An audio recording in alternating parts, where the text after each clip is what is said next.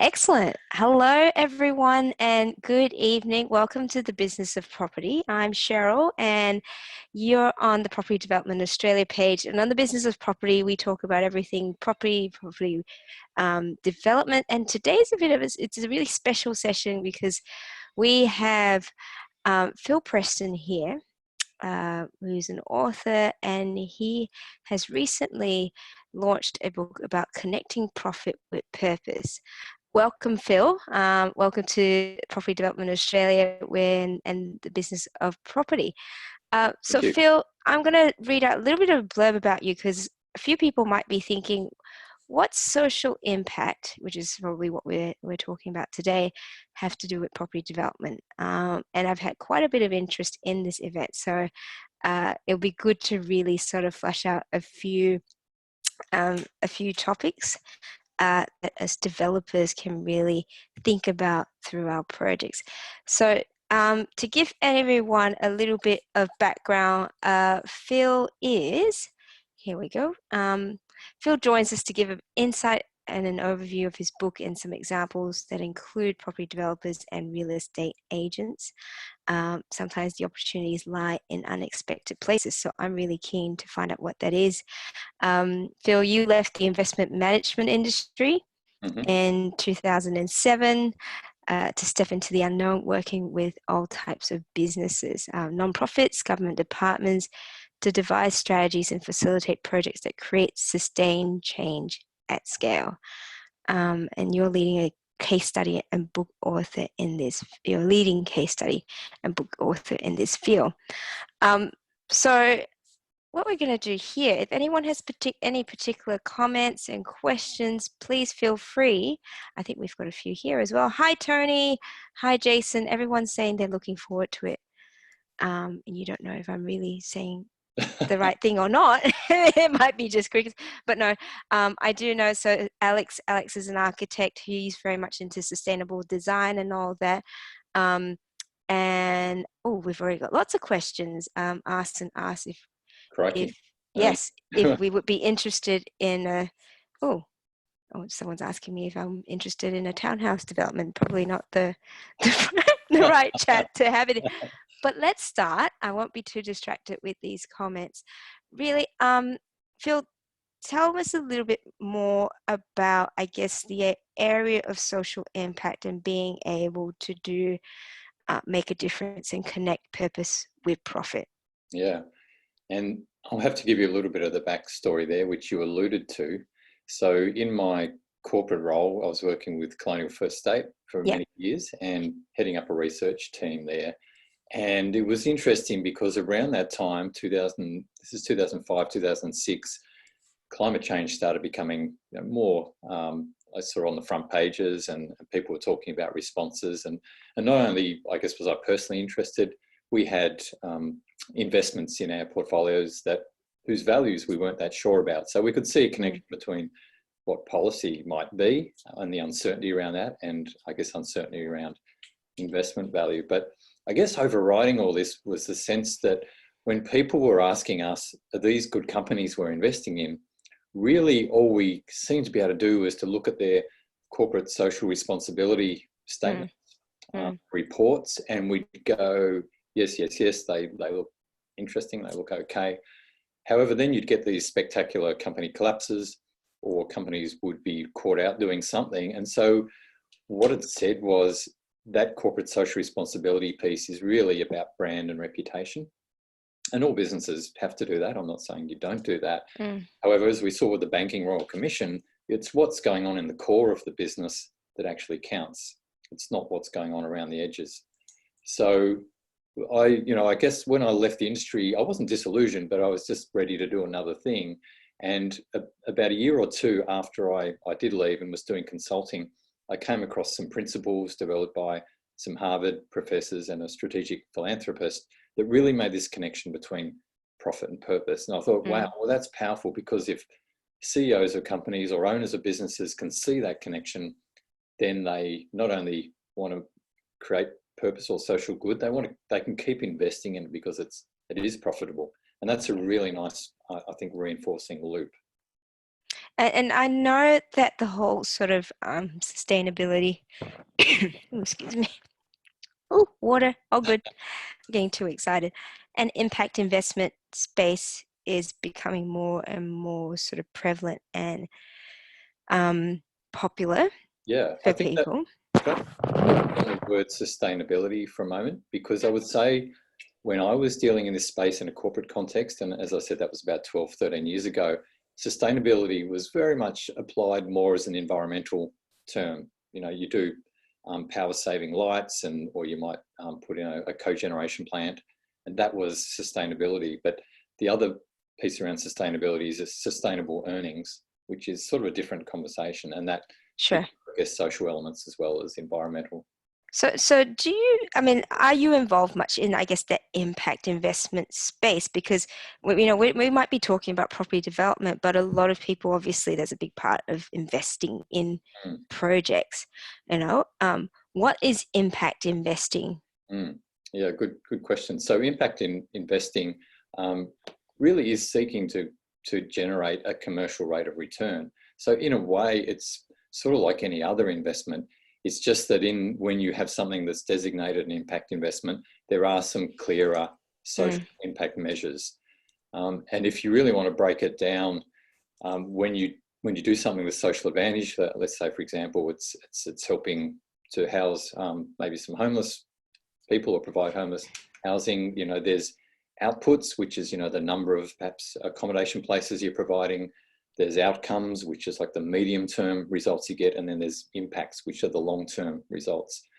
So a lot of, I guess, my work is around helping people understand all these different conversations and what all these different terms mean.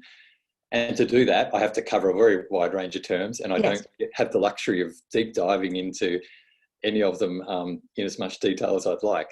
Sure. But I find social impact investing really interesting because about 10 years ago, there were some papers out and they were pretty weak, but now it's getting like people grabbing hold of any example that didn't really fit, but they jammed it into that space. But now I think it's becoming a more significant area and something that superannuation funds are investing in, again, because it's aiming at a commercial rate of return. It's not a philanthropic or you're not trading off commerciality. Yeah, and I think that's an important point there in terms of that commercial returns, because I think, as you know, traditionally people think of if it's social impact, if it's sustainability, if it's, I said, is that going to mean I have to forsake the high returns which I'm used to? That's right. And And it's really good to point out that there's different types of social initiatives that you will be involved in your business. So there'll be the ones where you like donating to something, or you like getting involved in a cause and helping them fundraise. But generally, a lot of those things aren't directly connected to your business. They're things that make you feel good, or they help your employees. Perhaps if you've got employees working with you, it helps them feel good. But in a way, those types of activities are really good at supporting social causes where there is sort of no market relevance. So if we think about Parkinson's disease, for example, as a social issue, if you can fundraise for that, that's great, because there's not too many businesses out there that are going to go, oh, we can really benefit by contributing to Parkinson's. It just, that connection doesn't really happen. Whereas a social cause that might be around helping young people or disadvantaged youths attain employment in the construction industry, that would be more connected to the types of businesses you're involved in. You have a whole lot of causes that aren't connected and really have no market relevance, and that's great for philanthropy. There's some causes you might support because you want to be seen to be doing the right thing as someone in the property space, but however, they don't really add to your bottom line in any way by supporting. But then there's the next level, which is where it gets exciting, and it's not necessarily easy to find straight up, but if you can latch on to these innovative ideas that do add to your bottom line, but also help improve some social or environmental cause at the same time, that is where the power is. Yeah, then you've multiplied your impact.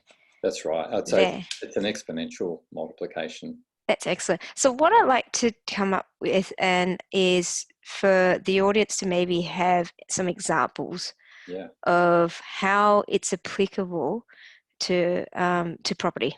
Yeah, And if we can use property development, that's obviously ideal. I'll do my best, and I can't promise all these are smack bang in your space. But what I would ask you to take out of it is the principles that are being used, and think how they could be applied to what you're doing. Sure. So I'll give you a sort of a large company example, then a small one. So a large one would be the Stockland business, and back in I think 2004. I did interview Matthew Quinn briefly for the book. They were faced with environmental legislation, which meant I think that the windows or the insulation they had to put into their new developments was going to be more expensive. And they originally thought about fighting that, but then they thought, okay, no, actually we can be really good at this, and this can be a value add for our investments, and we'll try and do this really well. And that led them into a chain of events which saw them end up creating their livability index, where they would, sort of try and see that connection between social infrastructure in their residential developments and the prices or returns they were getting for those properties. I think the great example is in some cases they would essentially drop in a school, for example, if that was going to, pay off in terms of increasing the value of that investment, instead of that being, normally something that would happen down the track later on in the development cycle. And the reason they would do that is A, price, but B, government relations and other, approval times, and there would be a range of, benefits that would flow out of that. So that's sort of a big end example. Coming back to something that's more of a social issue, and this is outlined in the book. A few years ago, I was sharing, I was on a stage and a lady was talking before me, and she was from Western Sydney in the Macarthur region, and that's southwestern Sydney. And she was talking about a real estate agent engagement project. So to cut a long story short, it was all the not-for-profits in southwestern Sydney getting together to engage with a group of real estate agents, and they were all competing offices. So this was like a collaborative approach that was taken. And what they were trying to do was to intercept people before they became homeless. So quite often when tenants were missing their rent because of ill health, or they'd lost their job, or there was domestic violence, or there was mental health issues and other things going on, they'd go into an eviction process, which they'd eventually bounce out of that, and more often than not end up in refuges, hostels, or couch surfing. So what the idea was, by engaging with the property managers in the real estate offices, they could intercept those people in those situations.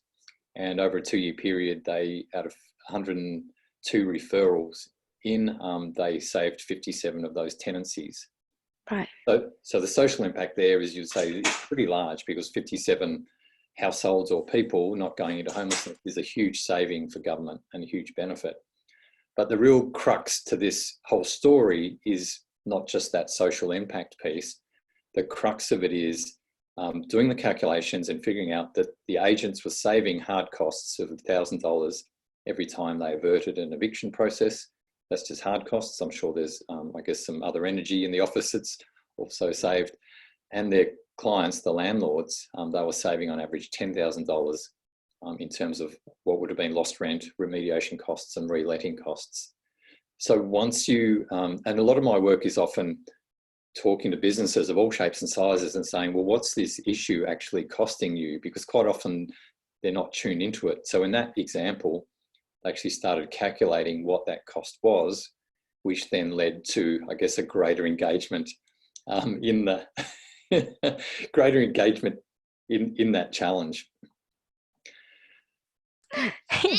I've got a little helper who wants his teeth brushed. Yeah, at least he's got good dental hygiene. So in that scenario, and I think that's fantastic that when you're talking about different organizations that have come together as well and are working with agents to do so. Oh, hello. Were they then where you had these tenants, were they relocated to short-term housing? And well, the majority, the 57 they saved, were able to stay in their properties. So that was the big advantage. And so what was happening there was the property manager, with the tenant's permission, was referring them through, it was initially to Mission Australia, who could then triage, figure out, well, okay, what's going on with this person? where do I send them to? Quite often they found that there were benefits that people were entitled to that they weren't aware of. Okay. So that was an easy win. And quite often the people involved weren't on the books or on, I guess, on the radar of the social service provider. So the property managers were helping to make that connection. And is that with all that's happening now with COVID and you know, a lot of people losing jobs and although the government's coming in to help with rentals and all of that, is that something then that, and I'm not sure if you're, you know, your fingers on the pulse of it, with that agencies and landlords should be sort of thinking of working with these organisations to identify. Well, I think the government's got some legislation in, I believe, and to be honest, I don't know the ins and outs.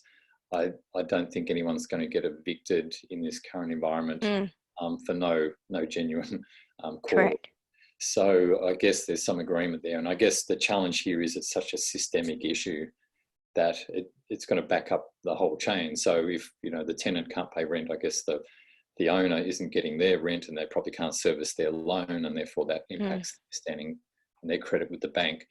Look, I'm struggling to get my head around this, but there is certainly a greater need to look at this more as a partnership. I think if this has done one thing, it's made us realise how petty a lot of the conversations we're having up until now have been, because now we're all focused on survival and surviving together, whereas the previous, you know, financial crisis sort of impacted a certain segment of the society. This is impacting everyone. So I believe there's a great spirit of cooperation there. Whether things snap back and we go back to our usual practices in a hurry, I don't think so. I think, although I can't make detailed commentary about your industry, I think out of this, there's going to be a lot of government debt to repay. That'll hold the economy back quite a bit. But I think it's also going to raise consumer expectations around, not so much around a company's product, but I think about the character of a company. Yeah. So in terms of whether I want to go and work with them or whether I want to deal with them as a customer, I think that character piece is going to become a lot more relevant. Yeah, and sort of going back to if we're talking, I know we talked about supply chain and things like that earlier on before we got on. Talk me through that and what we can consider in our projects to have some sort of impact. Yeah, sure. So when you're looking for opportunities in this area, and just think of this more as a lens for innovation rather than just a social stream. You know, you've got to think in both those terms. So the way I would normally look at it is, well, for starters, I often ask business owners or executives, you know, what are the current strategic challenges for your business? And if they list out 5 or 10, generally you'll find within that 2 or 3 where there is some crossover. So that crossover will look like there's a social cost in there that's actually holding back your business. In very simple terms, that, for example, that could be even your employees. There might be things going on in their life that's affecting their ability to show up at work every day, or you know, other things that are impacting their productivity. And there might be a small investment you can make to help improve that will pay off you. If we take it to another level and we think about supply chain, so look at the business partners you work with. Have they got things going on in their business that they need help with, or is there something you can do together to help solve some other social or environmental challenges you see in your realm? Looking out further, there's another piece around what I call the ecosystem you operate in. So traditionally in large corporate land, for example, they've sort of only looked as far as their supply chain or their value chain, but they're now being, I guess, challenged to look at a bigger range of stakeholders. They have to engage with their customers in new ways, communities in new ways, and now government in new ways.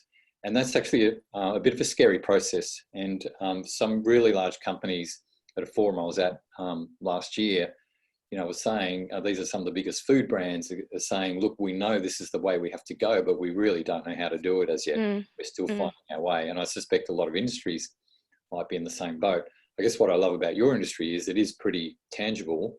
So you can normally see where the opportunities might be. Hopefully.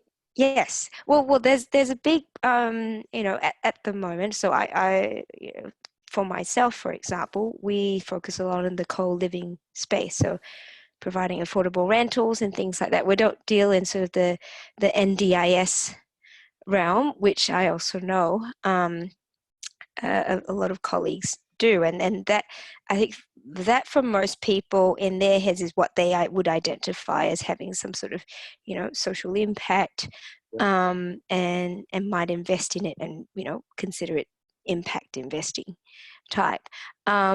So it's more looking at the traditional type of projects, and seeing opportunities where developers, like you said, even if it's not the end product, looking at that process of whether leading up to the development or after that, like you said, contributing, charities or things like that, which I think you said might not necessarily be directly related.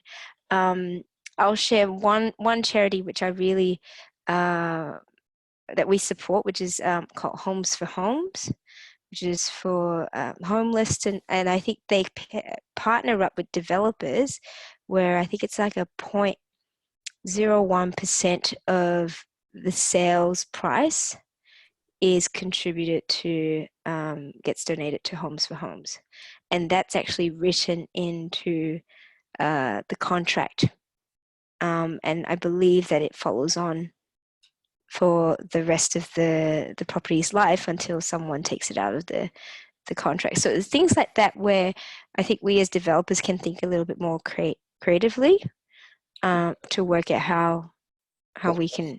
And I don't know that in detail, but I guess there might be opportunities to actually gain insights from being part of that process to identify other issues or challenges that you see. As I said, basically the three types of opportunities will be, one, to save costs somehow. And the real estate example, even though it wasn't property development per se, that was an example where the agents and the clients were saving money. The second example is where you use this for product innovation. And the Stockland example, or having some features that it creates a competitive advantage in terms of a new product or new market feature. Mm-hmm. And the third type is one you alluded to, was what the real estate agents did themselves, was collaborate to help improve the conditions either in their industry or region. So they are typically, I guess, the three lenses you'd be looking towards. So you can come at this as a business. You can think about, okay, what's going on for me? For example, if you've got a certain target market in mind that you're currently not involved with, but it's something you see you want to be going towards in the future, perhaps there's an issue that connects somehow to that market that will help give you a way in to maybe come in with a differentiated product. Because if you step back a little bit, and one of the big pharmaceutical bosses said this a while back, he was saying it's relatively easy to copy a product, but it's not so easy to copy the relationships that go with a new business model like that. So, there is some scope there to get an edge on your competitors, but there's also scope to work collaboratively to have a rising tide for everyone in the industry. And how much are you seeing there being more of a change of consumers looking for that impact and choosing one over the other? Yeah, I think consumers are coming along fairly slowly, because it's a difficult conversation to have. I know if I'd heard this word impact 15 years ago, I wouldn't have had a clue what it meant. But I think with the advent of social media and a lot of other tools, and it's easy to research these things, a lot more people are getting up to speed with it. I think what will be interesting is if we think about, say, they talk about the brightest young graduates coming out of university and the best companies trying to hoover them up. And these graduates are looking for companies with a social conscience. And, to date, with the sort of tech company successes, they have been looking for the companies that donate 1% of their profits to a cause, or give them, 1 day or 2 days a year off to go and do something. Well, I think that's all great. I wouldn't say don't do that, but the whole industry is doing it. So it's not really a competitive advantage for anyone. I think they'll be looking for the company with the real test of character and purpose that they identify with as a whole. If I go back 10 or 15 years, the idea of purpose, and you talked about, what is our company's mission or our purpose, it was very much something you would do on an offsite once a year, and you'd say, oh, this is what it is. You'd go back to work and then ignore it again for another 12 months. Yeah. But we've definitely evolved in the last 10 to 15 years in thinking about purpose as a strategic weapon. A good local example is the insurance company IAG, which has the purpose of making your world a safer place. Now, it's in a lot of different insurance markets. You'll notice how that purpose doesn't actually say anything about insurance. So it gives them the scope to play in sort of adjacent markets and potentially innovate in new areas, by virtue of that remit. And I think, again, this comes back to the post-COVID world where everyone's going to be pretty tight with money. Everyone wants to get value for money. Governments don't have as much money to spend supporting and propping up people. They would love the private sector to be doing more of the heavy lifting for them. Yeah. So if government can help, bring and facilitate people coming together with bright ideas to work, companies with not-for-profits, and really being focused around a true purpose rather than what they can just sell, then that I think is going to be powerful for the company's character. So is it something in terms of purpose and impact, is it something that's easy? It would seem to me something that's not so easy to really measure.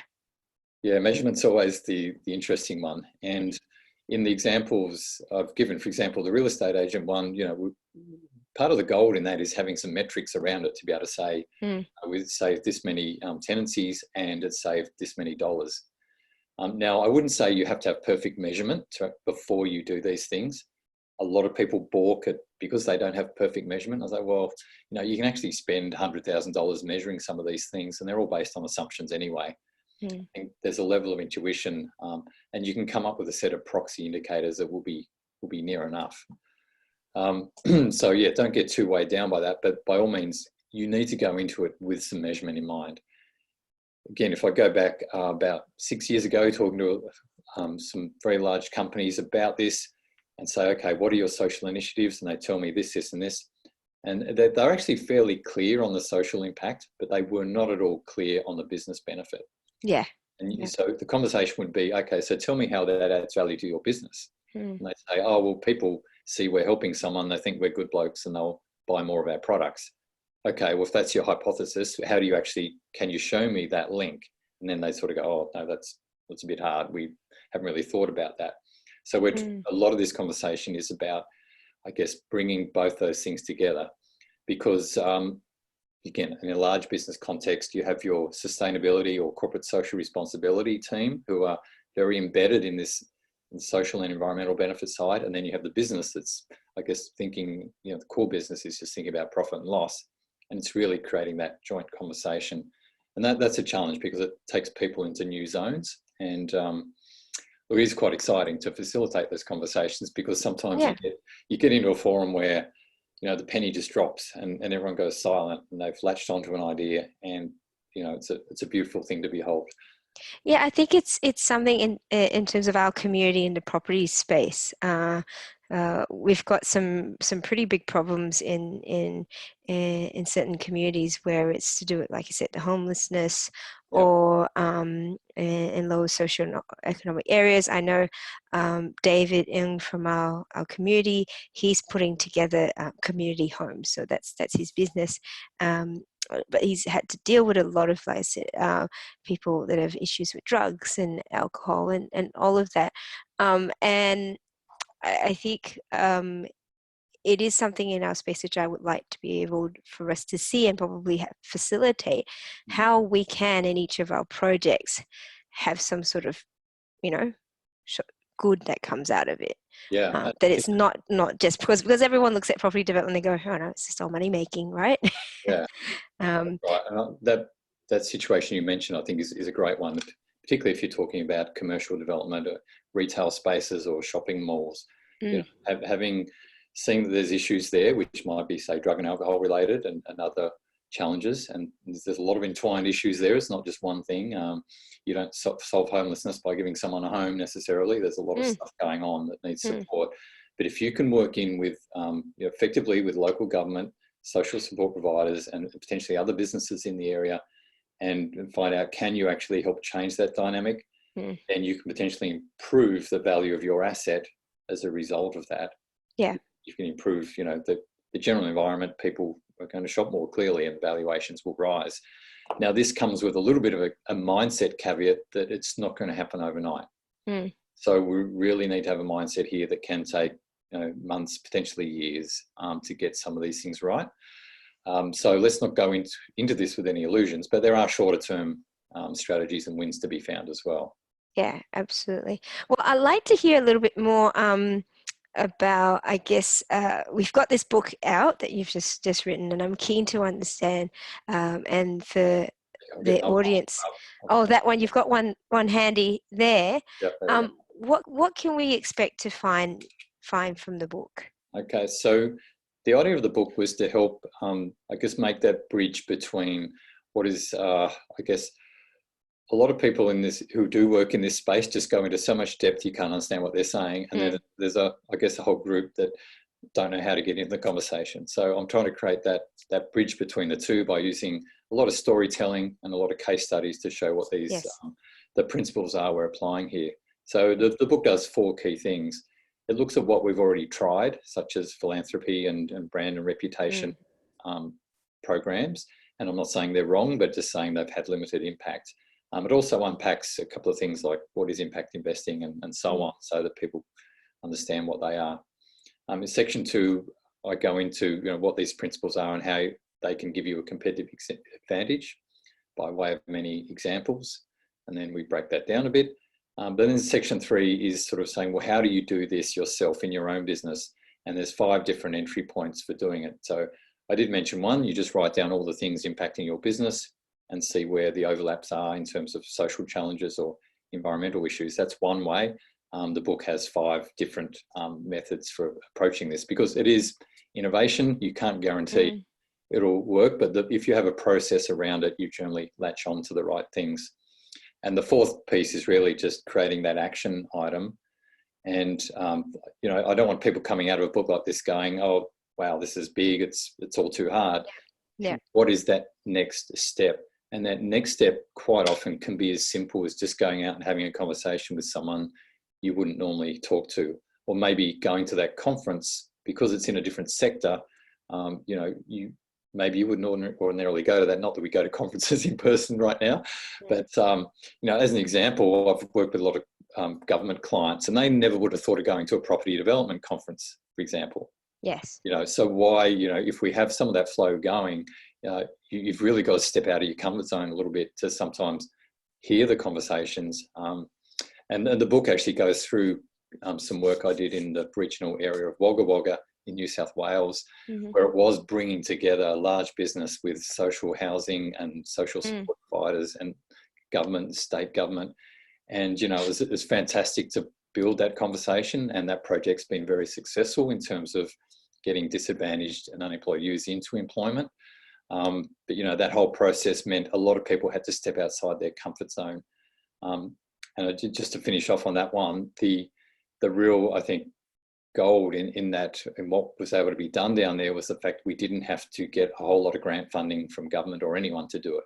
Yeah. We relied on very minimal funding, and we're just coordinating existing resources or existing organisations in a much smarter way. So yeah, that's the sort of beauty of collaborative approaches. Quite often you can see ideas, and it's just trying to bring them together in the right way. Yeah, that's wonderful. And I think, Phil, I think this is it's definitely a topic that I'm particularly passionate about, and I'd like to be able to continue this, and particularly in this space, in this particular industry, where we can give our community and other developers some clear, not necessarily clear, but some guidance as to, here, these are the factors that you can probably consider in your whole process, if you haven't already, and if you do want to be able to make some sort of impact and pull together that sense of purpose.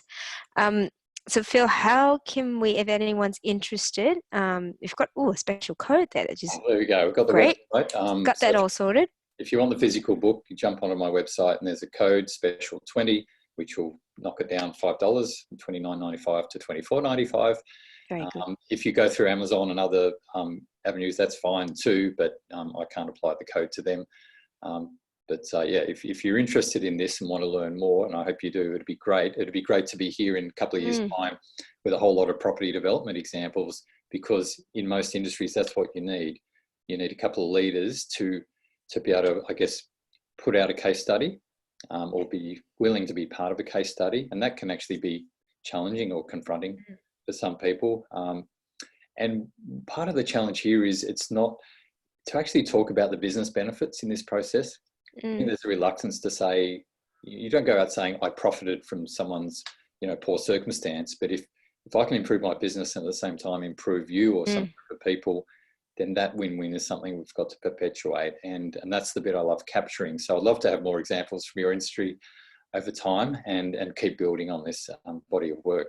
Yeah, absolutely. I mean, I'm thinking already in my head, like, if we have some sort of not task force, like a focus group type, where there are a few developers in the community who are keen to explore in their projects what to do. I know I would. I know there are a few other people here, I said, very, very strong advocates of social good and sustainability, to be able to come together and do a big sort of mastermind of, how can we help contribute and improve, the industry and our product. That's right. And I spoke to you and one other person in your network who had doing some fantastic things already. And it's really just saying, okay, maybe there's a little tweak to that could just take it up another level again. And again, in some of those conversations, sometimes you plant an idea and you just see people's brains going around, and it's nice to capture that process. Yeah, and we go through, I mean, I see what goes through the group every day, and sometimes we are sort of got our little blinkers on, where we're like, okay, we've got to get this project right, we've got to make sure, there's so many complexities that come along with development, that if we don't realize it, that whole social side of things does get a little bit lost in the process.